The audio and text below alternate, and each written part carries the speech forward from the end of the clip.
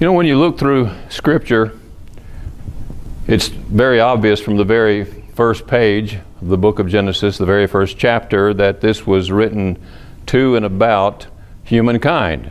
We're told right away that God made man in his own image and after his likeness, and the rest of the story, the rest of Scripture, is all about mankind.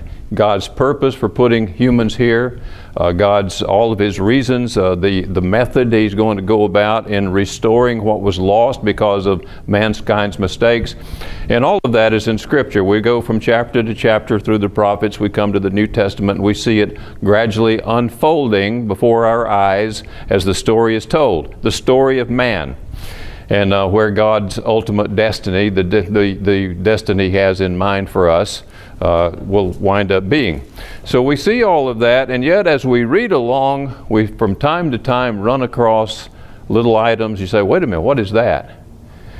What are we talking about here when we talk about cherubim? Just out of the blue, it's mention of cherubim, the cherubim, like you're supposed to know what that is. Well, you haven't told me what that is. You haven't even told me anything about having made those, and yet here they are. And you find that there are these beings, obviously beings, that sometimes they're described as men. You know, the man Gabriel, for example. And they appear to the people of God in various places, some of the prophets in some cases, like Daniel and others. And then we say, well, who is this as the man Gabriel? And yet when you read the description of this man Gabriel, it is very clearly that that's not a man you're talking about. Has the appearance of a man in some way, but it's not really a human being. In fact, he refers to a human being he's talking to as mortal, mortal man. Obviously, he's not one of them. So what you see here in Scripture as you read through it, even though it's the story of humankind and God's dealing with man, nevertheless, we pick up little nuggets, little bits and pieces here and there, and we begin to see that that mankind is not the only world, the world of mankind that is, not the only world God has made. That there is another world, if you want to call it a world. I like to think of it as another dimension of reality. Being a Trekkie, a Star Wars fan, I think in those terms. A science fiction buff, I think in terms of other dimensions of reality. And I think that's a better way of thinking of it than the way the ancients might have thought of these things.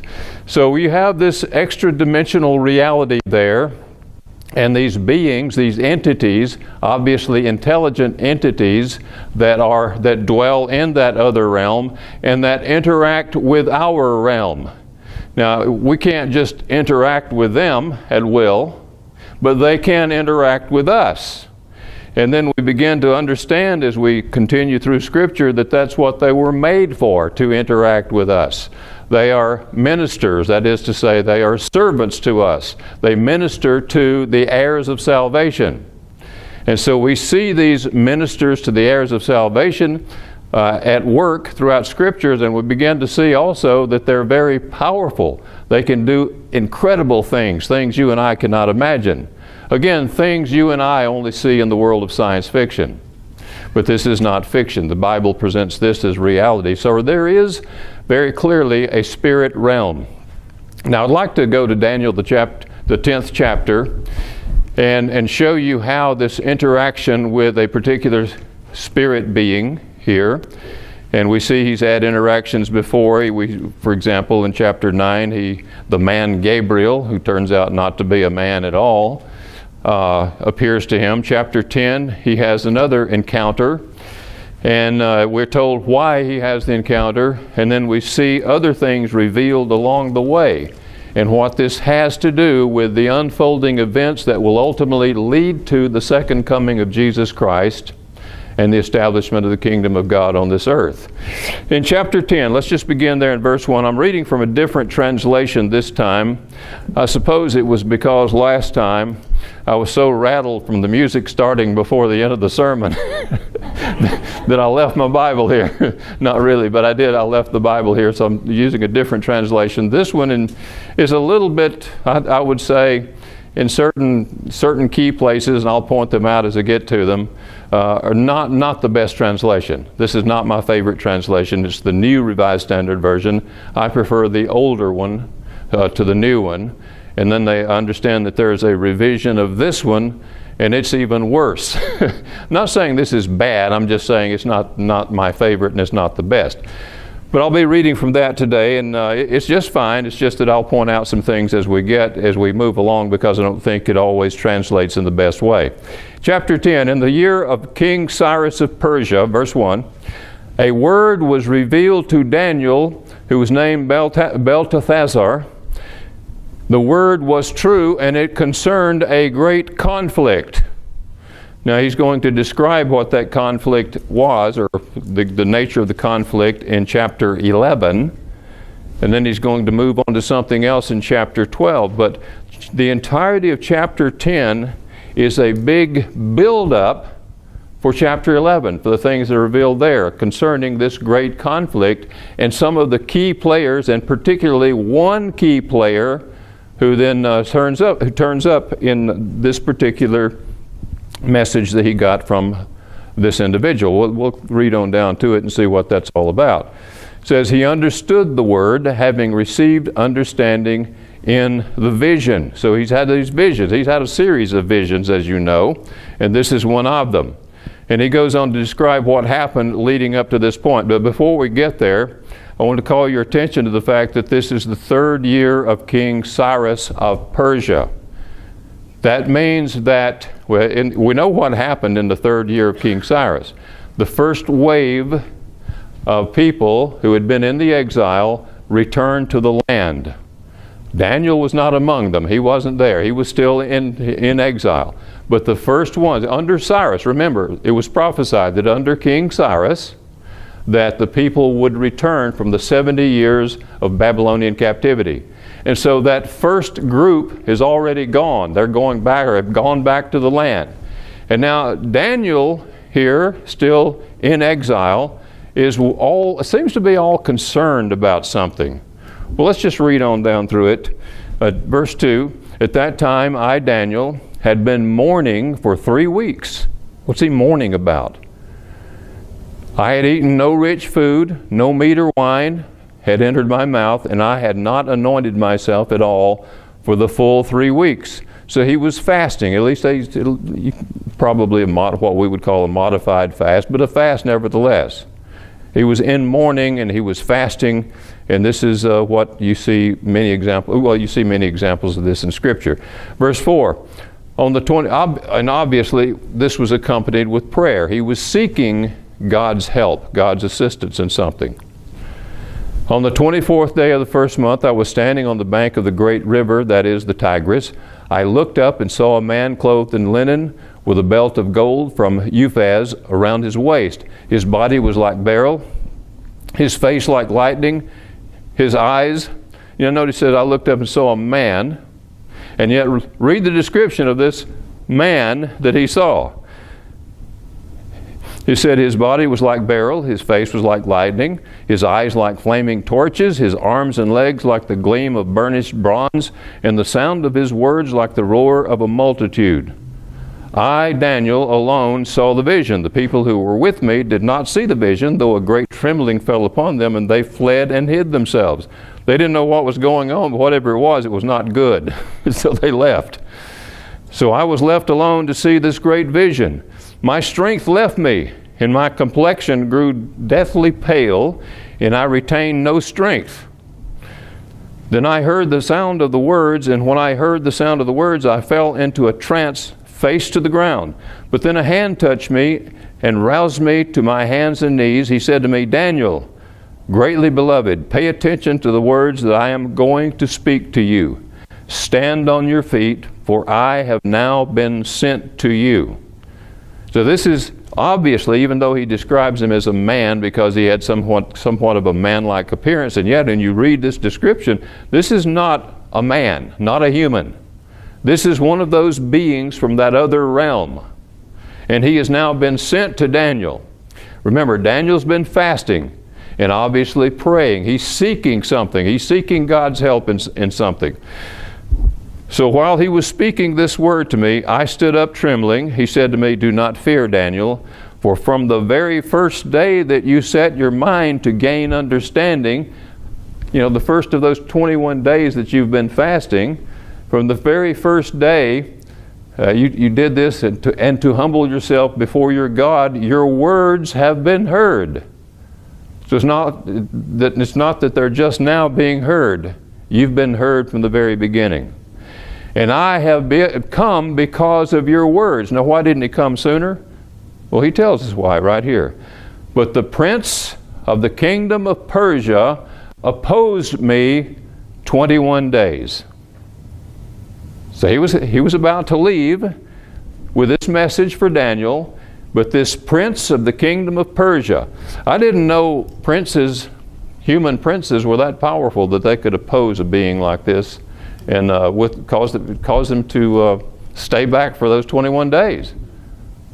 Well, the reason, of course, is for this, or the obvious answer to that dilemma, is that the prince of the kingdom of Persia was not a human being. We're not talking about a king or a prince, a human king or prince.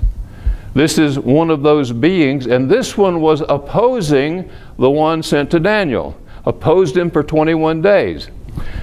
In other words, there was a war going on in this other realm, this extra-dimensional realm.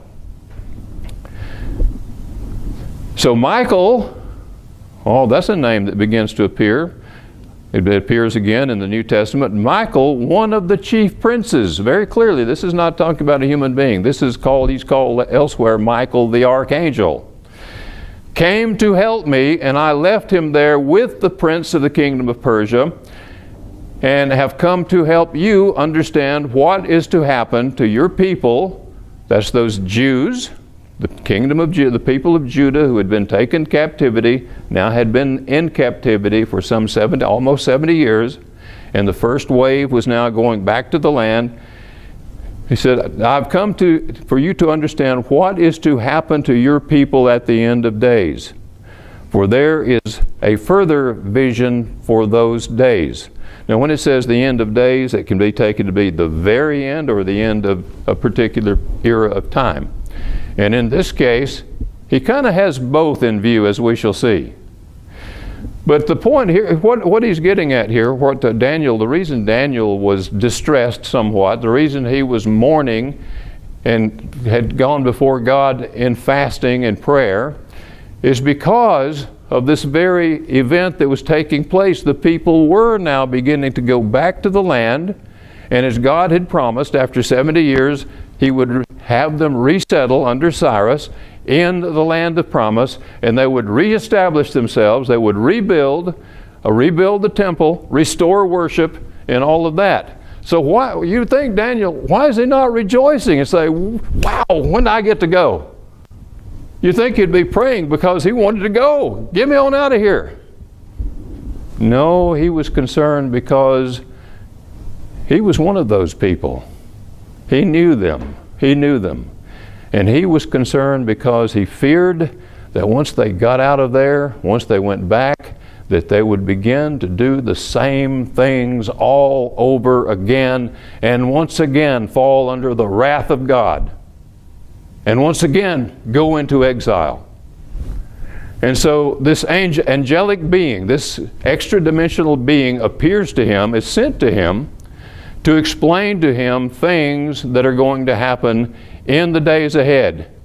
In fact, it goes into some of the centuries ahead, all the way down to the 2nd century BC, and then you see that he makes a leap across history and takes us all the way out to the end. We'll talk about that when we get there. So that's what's going on here. And he goes on to describe it further. While he's speaking these words to me, I turned my face toward the ground and was speechless. I won't go through all of this, but let's just drop on down to verse 20. Then he said, do you know why I have come to you? Now I must return to fight against the prince of Persia. This war still going on, this fight still going on. I got to go back and fight this other prince, this other extra-dimensional being. And when I am through with him, the prince of Greece will come. Now keep in mind what's going on here. This is in the time of King Cyrus of Persia. This being here is fighting with the prince of Persia. He's called the prince of Persia because for some reason he is associated with the kingdom of Persia. Now it says, once I'm through with him, once my job in dealing with him is finished, then the Prince of Greece will come. What's he talking about? Who came after the Persian Empire? Who was the guy who came across blitzkrieg style and spread his empire across the world, known for his military expertise, wielding the sword, bringing his armies in and just overtaking people? Alexander the Great. Alexander. He established the Grecian Empire. So what you have going on here is you have things going on in this world being manipulated, controlled, and so on, being at least also in association with what's happening here. Something in the background, in this other realm, is taking place. So history is being guided, and you have these other beings, some good, some not so good, in the backdrop, working to bring things about in a certain way so as to bring history to a certain direction. Apparently you have some working against that. So now you have Michael, Gabriel, and others working against these other princes because they want to stop the progress of what's going on. So they're dealing with them. Now, where did all this begin? Let me pause here. We'll continue on in just a little bit. But for some of the answers, maybe we find something in Deuteronomy chapter 32. Deuteronomy chapter 32. And in this case, I think this particular translation probably does capture the intended meaning, whereas in your King James Version, it may not. But here's the way it is. Let's just take up the account in verse 8. It says, when the Most High appointed the nations, when he divided humankind, he's talking about the Tower of Babel, what happened there. He fixed the boundaries of the peoples, now notice this, according to the number of the gods. Now some translations may say children of Israel. That doesn't make a lot of sense, does it? What do you mean, according to the number of Israel? According to the number of the gods, or the Elohim. Who are the gods? You're not talking about idols, are you? No, you're talking about Elohim is the Hebrew word, Elohim. And what does that mean? Well, it can refer to the Most High God, the Creator God, but it can refer to other beings as well. This is referring, no doubt, to other beings. And what is it saying? He appointed the boundary of the nations according to the number of the Elohim, these extra-dimensional beings, the Lord's own portion of his people, Jacob his allotted share. So apparently, and of course there's some ambiguity here, obviously, but apparently what God did when he divided the nations was that he assigned these extra-dimensional beings to those nations.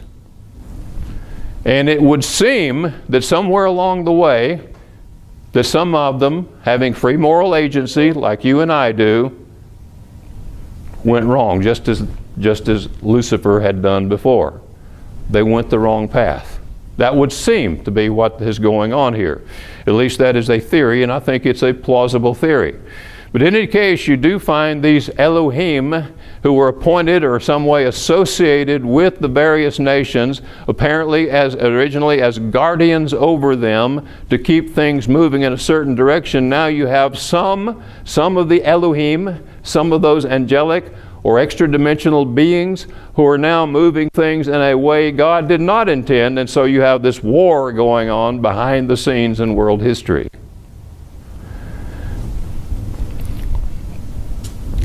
You know, you'd like a chapter that spells all of that out for you, but you have to pick it up bit by bit, piece by piece, and kind of link it together and say, well, this is apparently what is going on here.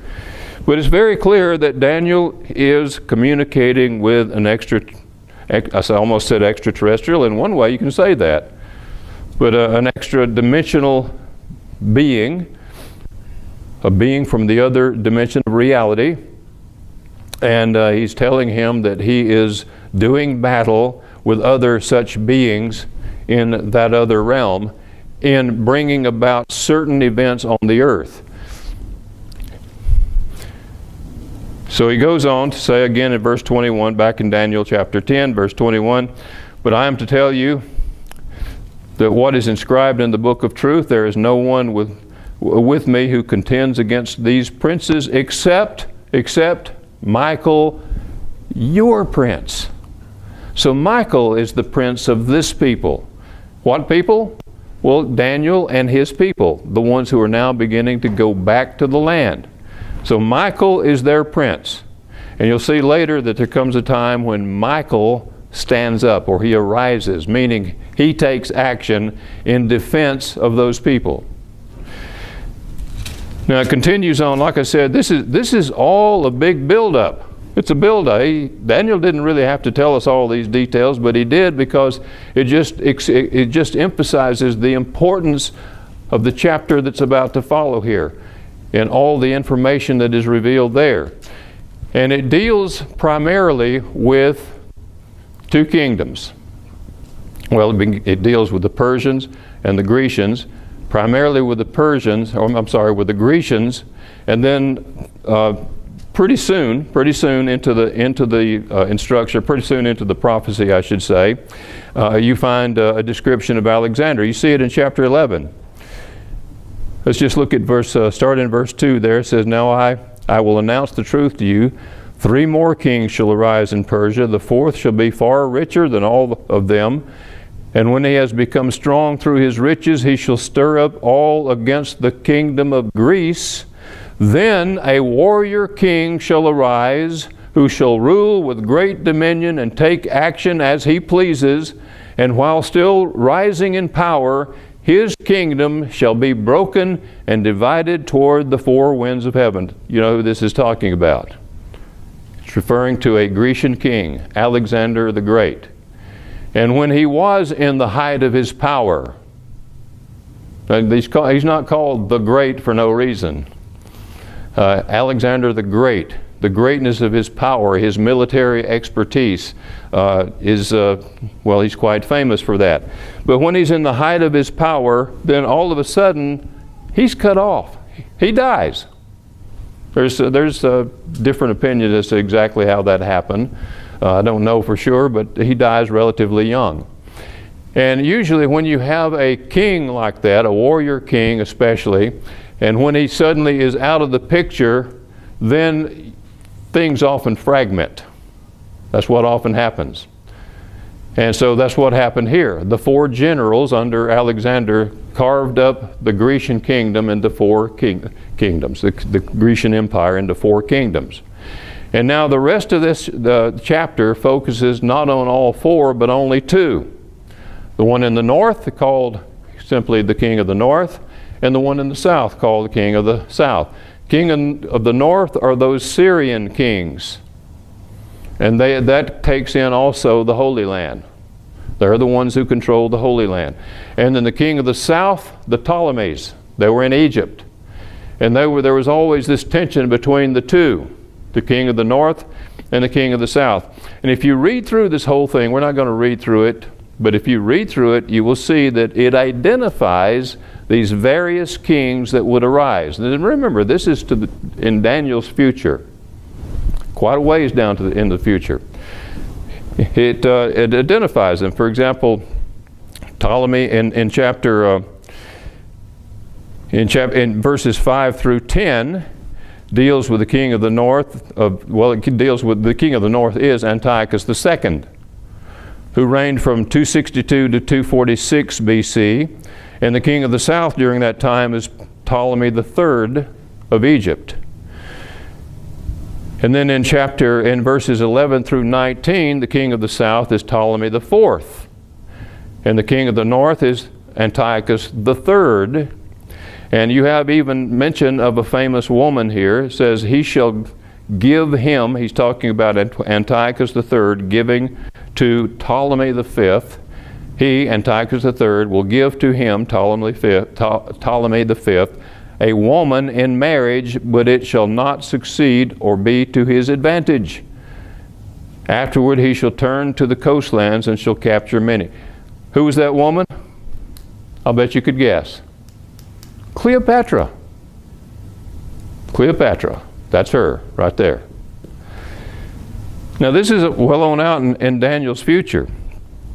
And then he goes on to describe these Ptolemies, the Ptolemies and the Antiochian kings, or the Syrian kings, and the tensions between them. And it does all of this is in the backdrop because he wants to focus primarily. The rest of the chapter is taken up with description and the activities of one of those Syrian kings. It's Antiochus IV, also known as Epiphanes. Do you know what Epiphanes means? Why they give him the title Epiphanes? The expression means God made manifest. This is the really bad dude here. Of all of them, he's the worst. He's the vilest of the Syrian kings. And he is the one, at a certain point in time, was determined to turn Jerusalem into a Jewish cemetery. He's going to destroy these people. He is the one who burnt swine's flesh, offered swine's flesh on the offering of burnt offerings in the temple, thus desecrating the temple. He is the one who built an altar there to Zeus, the chief of the gods. He was not a favorite of the Jewish people, I can tell you. He was not at all. And he is the one, of course, famous for during the time of the Maccabean revolt, when Judas Maccabees and his men revolted against what was going on and ultimately won. And all of this is referred to here. In fact, it says in verse 31, forces sent by him shall occupy and profane the temple and fortress. They shall abolish the regular burnt offering and set up the abomination that makes desolate. That would be that altar to Zeus, and the fact that he desecrated the temple. He shall seduce with intrigue those who violate the covenant, but the people who are loyal to their God shall stand firm and take action. That would be the Maccabees and their people, the people associated in this revolt against what was going on. The wise among the people shall give understanding to many. For some days, however, they shall fall by the sword and flame and suffer captivity and plunder. And they did. There were many martyrs in that time. When they fall victim, they shall receive a little help, and many shall join them insincerely. Some of the wise shall fall, so that they may be refined, purified, and cleansed until the time of the end, for there is still an interval until the time appointed. So in the Maccabean revolt, what this tells us in history, it tells us that there was always, as we have emphasized in the past, a remnant in the land. Even though people were caving in and giving in to what was going on, they were fearful. Some of them were, they were just giving in to whatever Antiochus wanted done, or whatever their overlords wanted done. But the Maccabees said no. So there was a remnant in the land even at that time. And I believe, by the way, there is a remnant in the land today, in the land of Israel. The land where all the trouble is now today, that we hear about every day in the news. There's a remnant in the land. And that means not only, in today's terms, not only people who are turning to Messiah, Jews who are coming to faith in the Messiah, understanding that Jesus, or Yeshua as they prefer to call him, is the Messiah, but also people, many of them, who are of such mind that they would, if he were to appear, they would receive him if they had the evidence before them, and if he did appear, they would be ready to receive him. So there's a remnant still in the land. Goes on to describe Antiochus IV here. In fact, his description takes place throughout this whole chapter. The rest of the chapter, it talks about him and the things he did and his ultimate fate. But it says in verse 36, says, the king shall act as he pleases.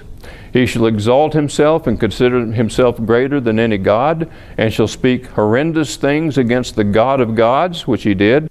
He shall prosper until the period of wrath is completed, for what is determined shall be done. He shall pay no respect to the gods of his ancestors, or to the one beloved by women. He shall pay no respect to any other god, for he shall consider himself greater than all. That's Antiochus, Epiphanes. Again, the word Epiphanes, God made manifest. He says, you want to see God? Look at me. This is a type of the ultimate end-time Antichrist.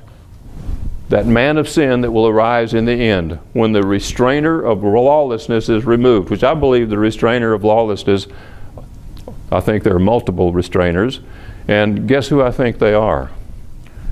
These entities at work behind the scenes. And once they're called in, then lawlessness will reign. And then when lawlessness reigns, then this man of sin will appear and usher in the time of the end, and then Christ will come. But this guy here, Antiochus IV, is a type of the Antichrist. And it mentions, you may have noticed here, it mentions the abomination of desolation. And Jesus said, when you see the abomination of desolation standing in the holy place, and there's a parenthesis in the text, it says, let the reader understand. What does that mean? You see, Jesus is talking about something future to himself, and yet he is completely aware that this refers to something that happened back in the 2nd century BC. So when it says, let the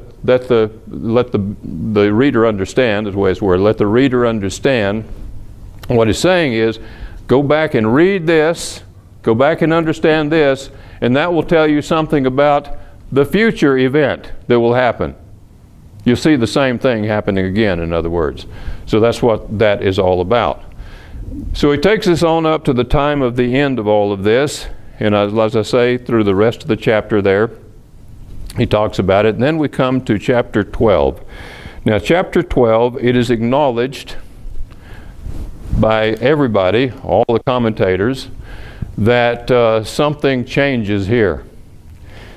Some of the liberal commentators, those who don't really take this as the Word of God, say, well, Daniel must have lived in the 2nd century BC because he gets all these details right. He's got it. He knows the history. He knows what's been going on. He knows all about Antiochus Epiphanes, his predecessors, and the people involved in the reign of the Syrian kings as well as the Ptolemies. So he knows all of these things, but then he's trying to predict what's going to happen next, and he gets it wrong. Because he's only telling us history so far. But no, Daniel lived long before all of this. He said all of this is in his future. All the reign of the Syrian kings, the Ptolemies and so on, all of this is in his future. But now in chapter 12, what happens here is, and we've talked about this before, you see it throughout the prophets, when they're talking about certain events, usually things near at hand, things going on at the time, and that will continue to be happening in the next years ahead. Sometimes we have all of a sudden a depiction of something in the distant future. It's called telescoping. The prophet will, or God through the prophet, will telescope to the very end of the matter. That, okay, this is what's going on, or this is what will happen, but yet there's a better outcome. Here it is. It telescopes to the end. And basically that's what you have going on here. In other words, as this extra dimensional being is describing all this to Daniel, they engage the warp drive, jump into hyperspace, slingshot around the sun, and end up in some other place, if you want to put it into modern science fiction terms. So they end up someplace else, and it's way far distant in the future from the time of Antiochus Epiphanes. So Daniel didn't get it wrong, it's just that he's taken a giant step across history because this is the vision been told to him. So let's look at chapter 12 there. At that time, Michael, the great prince, the protector of your people, there it is, the protector of your people shall arise. There shall be a time of anguish such as has never occurred since nations first came into existence. Just to pause here before we continue, have you ever wondered whether or not these things are still going on? It's just that we're not aware of them. That these things, these beings are at work behind the scenes, that this warfare is still happening. Why would we think otherwise? Why would it have stopped? I think it is happening, and I do think that some of the things we see in the world today involves those beings. You look at the history of the Holy Land, and look at the recent history going back to 1948. You know, the common story is out there is that in 1948 these Jews moved in, and established themselves as a nation, called themselves the nation of Israel, and they drove the Arabs who were already there out. So the Palestinians were driven out by these Jews. And everybody says, well, that ain't right. They drove them out. And then in response to that, the Arabs, the League of Nations, several Arab nations, Egypt, Transjordan, Syria, and others, joined together to fight the Israelis. So these people have their land back. The only problem with that narrative is it's fiction. It didn't happen. It never happened. What happened was when Israel rightfully was established as a nation, because the land first the Ottomans had control of it. They ceded the land to the League of Nations, assigned Britain to. They had the Balfour Declaration, which their intent was to establish a Jewish homeland there. They had the right to do it because this land had been ceded to them. And then when all that when all that began to take place, 1948 takes place, Israel becomes officially a nation. And what happens is this League of Nations, the League of Arab Nations, sends word to the people, the Arabs dwelling in the Holy Land, said you need to move out, go to some of the neighboring countries so that you don't get in the way of our machine gun fire. We're going to come in and drive Israel into the sea. So it was not the Israelis who drove them out. It was the League of Arab Nations who requested that they leave so that they wouldn't be in the way, or some of them would join them in the fight. And they voluntarily left. So no, the Israelis didn't drive them out of the land and take over their land. It didn't happen. Now once the big plan failed and Israel won, what happens when you win a battle? What has happened historically when when you have an aggressor and then you have the other person being attacked and then they return fire, they begin to respond and they beat back the enemy, they push him back, they win, and guess what they take when they win? Land. They take what? The hill. They take land. What happened to Germany after World War II? What was for 1,000 years German land is now Polish land. What was since time immemorial German land was at that time Soviet property. Nobody questioned that because they were the aggressors. And the people they attacked pushed back and they took land. So that's what the Israelis did. And you know what? They keep giving back land though. And when they give back the land, you know what happens? They establish places from which they can launch terrorist attacks on them. That's what happens. So anyway, in 1948 you would think this many nations coming against a little pipsqueak of a nation would win, but they didn't. I have to ask the question, why didn't they? Why didn't they? I think they were better equipped. Why didn't they win? Could it be that Michael stood up? Maybe so. Maybe so. You know, I can't say things dogmatically, but it makes sense to me that these beings that are at work behind the scenes intervened because, God giving their direction, of course, and brought that about. And then you come on out to 1967. You know what happened then when, if you know your history of that, when Sadat and his Egyptian forces, with the superior armory that they received from the Soviet Union, were going to go in and take the land. That's the 6-Day War. Going to go in and take over the land. And then Brezhnev in the Soviet Union reported after that at some point that Sadat called him twice in the middle of the night. Help me, need some help over here. What's going on? So can you send troops? Send some of your own troops over here to help us. No, I won't. And the reason he wouldn't, of course, is because, number one, that would not set well with the Russian people. And number two, it wouldn't help their position in the world at that time. So there are reasons he refused to help. They had been supporting Egypt in this effort, but they were supplying them with artillery and so forth. And he told Sadat, said, look, we have given you our best stuff, better stuff than we were able to supply in the war in Vietnam. Better things, better equipment. And you still can't beat them? No, we can't. So of course he changed the strategy. So here they had the best equipment. They went against this little nation, and to use a popular expression or a variation of it, they got their backsides handed to them. And then again in 1973, the Yom Kippur War.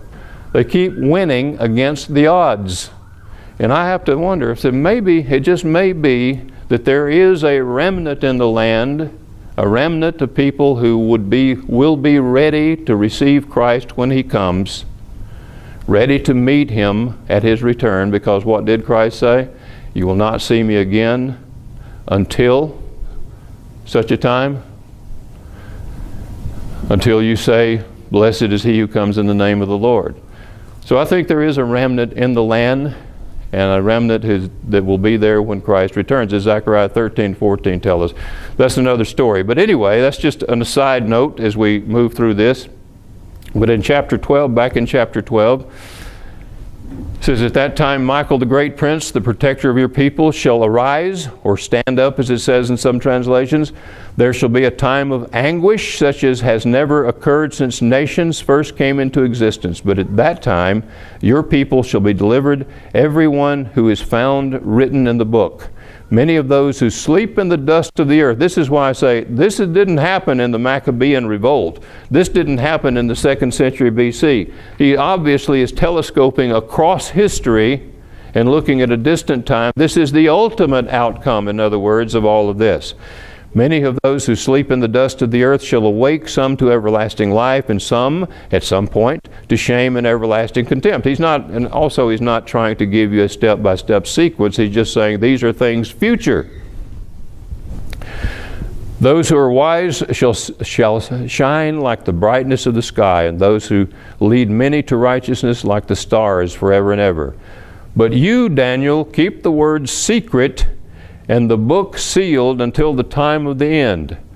Many shall be running back and forth, and this translation is different, and evil shall increase. Some says knowledge, right? Yours probably says knowledge shall increase. Now either one kind of makes sense. I can understand how evil will increase, because I think we've seen an increase of evil around the world in our time, haven't we? So it's not surprising that evil would increase. But in the Hebrew, now this is based on a Greek translation, but the Hebrew literally means knowledge. That's why the King James Version and others say knowledge shall increase. Now what does that mean exactly? Some people say, well, yeah, let's look at our technological age. Look, people, we have these little devices we carry in our pockets that can a lot better than the communicators they had on Star Trek. We have these little things, we can look up anything. Think of all the things you can do with that little gadget. Everybody has one now. We have all this technology. That's not what it's talking about. Not what it's talking about. Notice what he just has said. He says, keep the word secret and the book sealed until the time of the end. The book is sealed until the time of the end. What does that mean? He's telling Daniel, because Daniel, when he hears all of this, from this extra-dimensional being, all these things being described, the king of the north and the king of the south and all that, he doesn't get the picture, because this is way after his time. He may recognize some of the nations that are mentioned here. He may recognize some of the peoples that are not yet nations, or not known to be nations. He doesn't know who these 4 generals are. He doesn't know who Cleopatra is. He can't identify this. What this is saying, that the time will come when these things happen, then knowledge will be increased. That is to say, people will see what it's all about. And today we see what this is about, don't we? We can name these people, the ones who are named here. The various Syrian kings, as well as the Ptolemies. Even identify Cleopatra and several other. If we went through the whole chapter, you could see several others are identified here. Actual historical figures and historical events. And so when it says many shall go to and fro, in other words, a lot of time passes, people do their day-to-day things, they go to, they go fro, but eventually, knowledge of these things that are presently sealed in the time of Daniel will be known. And today we look at this and we know exactly what it means, don't we? So to me, that's a pretty good indicator that we're at least moving in the direction toward the time when it'll all be over, and when finally the day that we long for will arise, when this mortal body will put on immortality. And that's what he's talking about here in chapter 12. In other words, that is the final outcome of these things. And he goes on, we won't read the rest of it, but I'd like to, from what we see from this, I'd like to go over to Revelation chapter 12. Revelation chapter 12. And maybe the music won't start. We'll move on through this pretty quickly. If you weren't here last time I was here, you won't know what I'm talking about. But if you were, you do know. Johnny had to shut me down. Just kidding. In chapter 12, I'll just summarize it for you. You know what happens here. This woman clothed the sun, moon under her feet, crown of 12 stars, and this great dragon standing before her because she's about to deliver a child. And he's waiting for the delivery of the child so he can consume the child when it's born. Okay, you see, the great dragon is identified later as Satan the devil. That's one of those extra-dimensional beings, isn't it? He's the chief of the extra-dimensional beings on the bad side, you might say. Or shall we say, the dark side. But in any case, he's ready to devour this child. Clearly, the child is Christ. The woman is, who do you think this woman is? We know the Virgin Mary was his actual mother, but she was a member of what? What community? The remnant of Israel. The remnant. What happened to the remnant after Christ was caught up, after the Spirit came on Holy Spirit, on the day of Pentecost, the Holy Spirit came? What happened to the remnant? It became the mother church. That original Jewish church, the Jerusalem church. That was the mother church. And of course, the others were scattered, but that was the original church. This was the remnant of Israel, the original New Testament church, from the day of Pentecost forward. So the woman gives birth. If you're wondering how the church could give birth to Christ, that's how. In the sense that the church already existed as the remnant.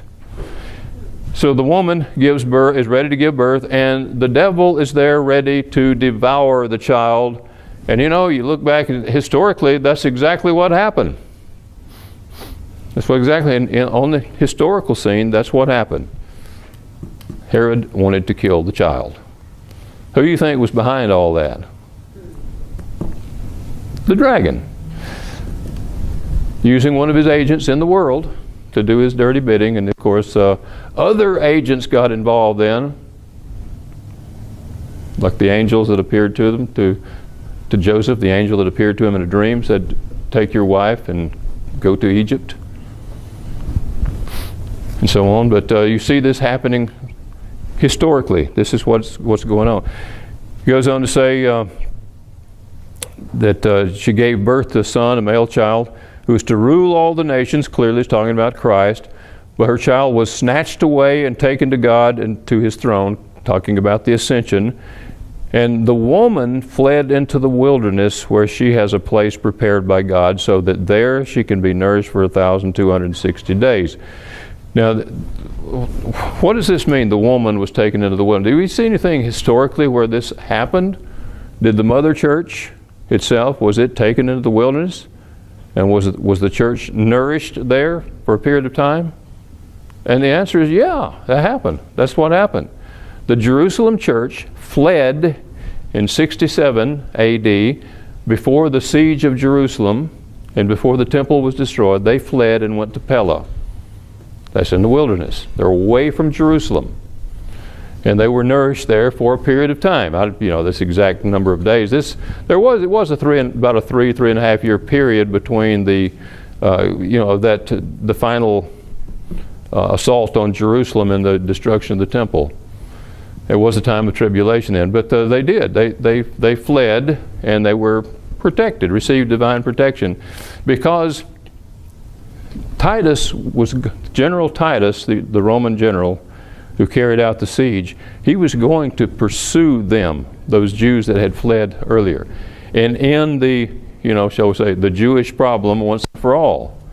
Because there was a Jewish problem, but it wasn't all the Jews. It was the Zealots who were causing the problems. They had assassins among them, and they were murdering Romans, high officials if they could, and so on. So the Zealots were causing a lot of problems.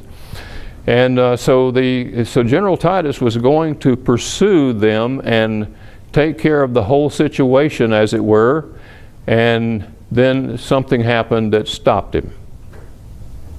And he didn't complete the job. Those days were shortened. As it were. And so he did not complete the job. But keep in mind, the devil's not done. That's not the end of it, because it continues on. It says, and war broke out in heaven. We've seen that before, haven't we? War broke out in this celestial, this other realm. Michael and his angels, there he is again, fought against the dragon. The dragon and his angels fought back, but they were defeated, and there was no longer any place for them in heaven, in this celestial realm. In other words, they're defeated, and now then something else. There's a transition takes place here.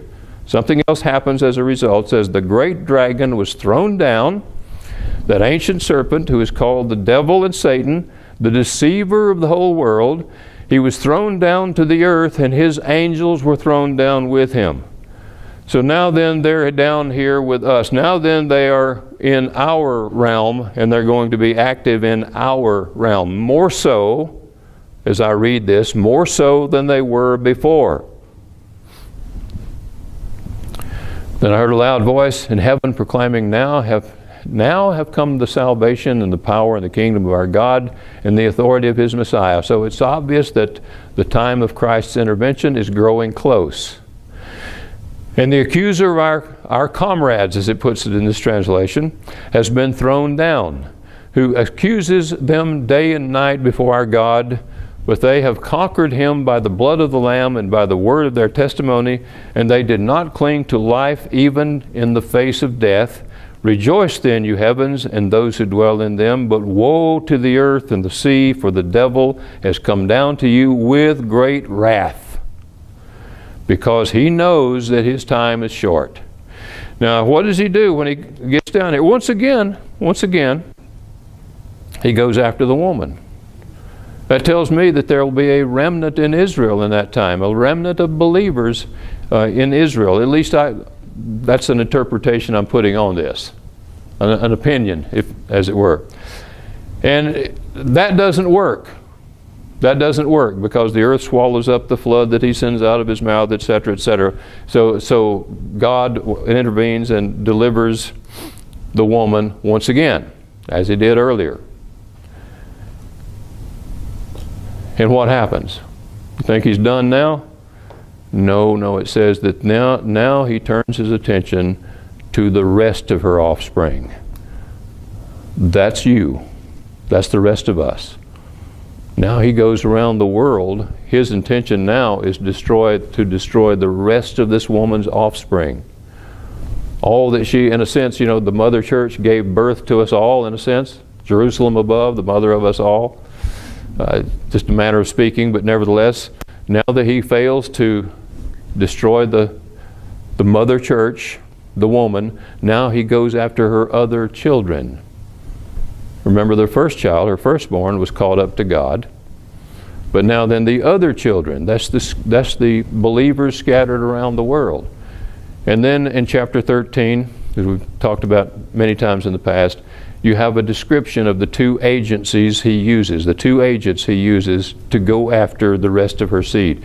And the rest of her seed, the rest of the woman's children, her offspring, are described as those who keep the commandments of God and have the testimony of Jesus Christ.